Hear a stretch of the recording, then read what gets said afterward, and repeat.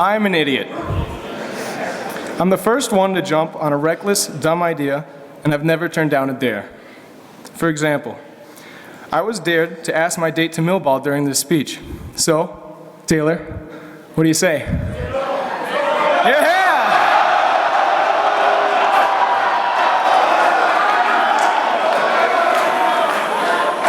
All right, where was I?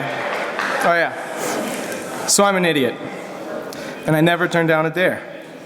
I live for the adrenaline rush of seeing my life flash before my very eyes. Over the years, I've come to terms with this condition of mine, and I've learned to accept and even embrace it. I wish I could say this was a self-diagnosed problem. However, countless teachers, parents, and even a school administrator or two have made it clear I have issues with impulsivity. Time and time again, my lack of self-control and common sense has caused problems for me, my friends, and my family. However, I believe it has strengthened me as an individual, and rather than a flaw, it is a fundamental part of who I am. In elementary school, my spontaneous disposition, as well as my curiosity and thirst for attention, led to many parent-teacher meetings, countless calls home, and a few too many hours spent in the principal's office. Typically, I was merely passed off as a rambunctious kid, and the slogan, "Boys will be boys," was heard all too often. My first brush with the high expectations of St. Thomas was when, as a wide-eyed sixth-grade shadow, sporting dark pants and a light blue shirt, Mrs. Spahn mistook me for a student and gave me LRD. Yes, that's right. I spent my first day at St. Thomas as a sixth grader wiping down tables in the cafeteria. Before I'd even begun my career at the academy, I had set myself up as a troublemaker.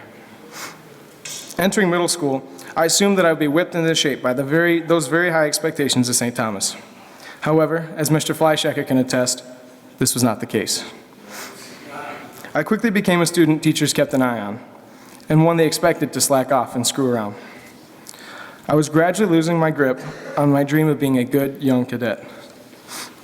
Today I pride myself in knowing how to march in a straight line and find the area of an isosceles triangle. I've also learned never to bother Mr. Barnes before 9 a.m., and that Mr. Bill McCarthy will never tire of using the phrase, "I'm not saying, I'm just saying." However, in my high school years, I never learned how to keep my mouth shut. Whether it be during formation, Miss Isaac's English class, or even during Mass, I always found myself at the end of a pointed finger. I've struggled especially with the military branch.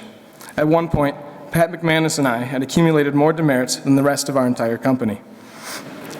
This is even more impressive when it's added that Pat had been absent from more school days than Mr. Schoberg.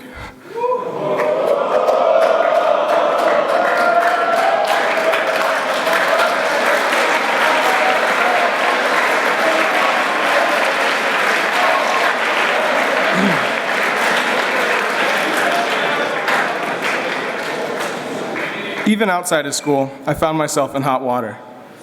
On the bus ride home from a victorious B Squad football game, a water bottle was flung out the window by yours truly.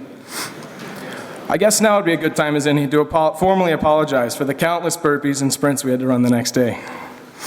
I learned a valuable lesson in forgiveness and getting a second chance. And I would like to take this chance to thank Mr. Zebarth and Coach Sedlak for giving me several other second chances and allowing me to be a part of the STA football family, a team from which I learned humility, hard work, and sacrifice for something much greater than oneself.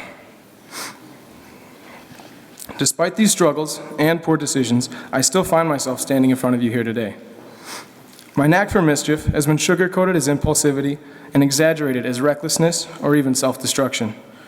But the fact of the matter is that my failure to follow my better judgment and just go for it is something that makes me an outgoing individual. I'm willing to take a risk, and in doing so, I have made memories and friends that I wouldn't trade for an entire winter week.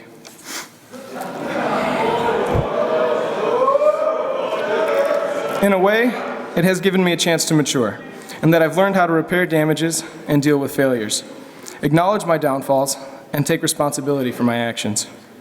Being Adam Farrell has taught me to seize the moment, how not to deal with authority, and to never forget the value of friendship and a good laugh.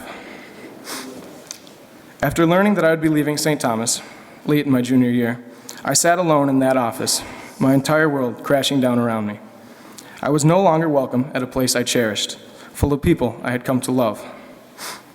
I felt numb, and any pride left in me had been stripped away. Seemingly lost, it was easy to feel self-pity and shame for my terribly ignorant actions. It was easy to blame bad luck and duck away from the consequences yet again. However, it was in this room that I realized what a precious opportunity I had been given at this school, and how foolishly I had thrown it away. I suddenly came to appreciate our unofficial motto, enter as boys, leave as men. I then finally appreciated the endless demerit slips and long-winded lectures, even more than having girls in English class. They say you don't know what you've got until it's gone. The truth is, I knew what I had all along. I just never thought that I could lose it. Although some might say I have a bit of a ways to go, to that I might say, you're probably right. I'd rather not think of where I'd be without this great school, my supportive family, and my STA brothers.